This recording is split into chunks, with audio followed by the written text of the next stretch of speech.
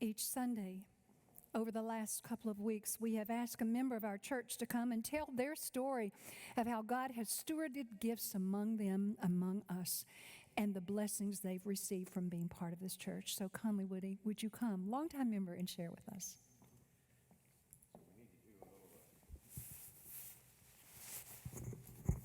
Have to get my glasses here. So Linda, sorry she's not here. She was asked to fill in at the Presbyterian Church in their bell choir for somebody who could not play today. So she asked me to read her statement. And so Linda says she's been a part of LOUMC for congregation for 27 years. I'm really honored that Pastor Michelle reached out to me and Connelly during this stewardship campaign. I'm certainly no Peter Journey or Jeff Mattern in that regard.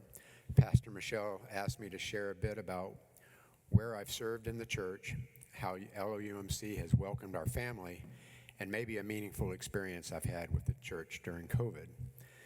I've served in a variety of areas of the church over the years. I've been part of the Lunch Bunch crew. I've taught Sunday school.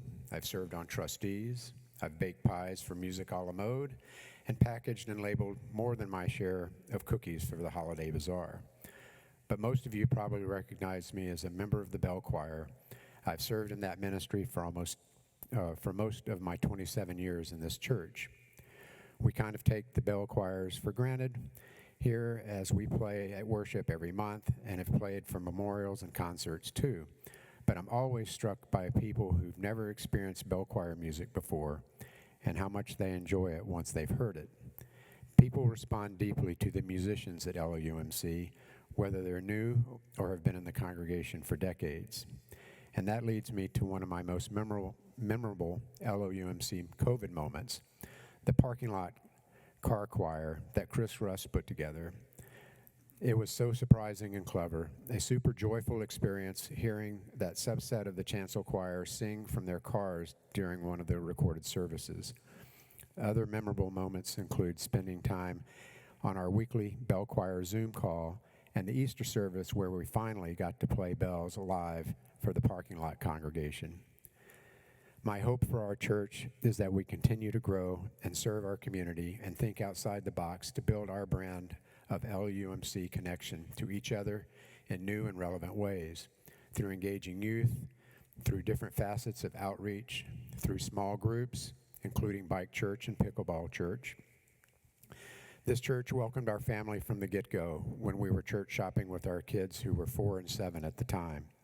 One of the ways I've tried to return the favor has been to welcome kids and their parents by serving on the crew for Vacation Bible School. We're all at different points on this evolving faith journey, but at LOUMC I felt accepted, respected, and lifted up along the way. I've gotten to know so many fun, creative, energetic, sincere, inspiring, and passionate people while being a part of this congregation. So many blessings. So for my part, as Linda mentioned, picture, she was better looking and smarter, and now it's my turn. As Linda mentioned, we've attended LOUMC for 27 years. During that time, I've taken attendance for Sunday school classes, counted offerings, served on and led the finance committee, and served as interim lay leader during the time when Dan left and Rolf served as interim pastor, shortly before Michelle joined us. During our time here, our connection to this church and our church family has continued to grow. One favorite memory I have is how we had only been attending services for a couple of months when we were asked to participate in the children's Christmas pageant. We didn't know anyone, but this made us feel so welcome. One of the things I value in our church is that when it comes to the issue of faith and teaching, it is not dictated to us what to believe or dictated to us how we should interpret the Bible. In Diana Butler Bass's book, Christianity After Religion, she defines what she sees as the difference between what and how. She says what is a conventional religious question, one of dogma and doctrine. How is an emerging spiritual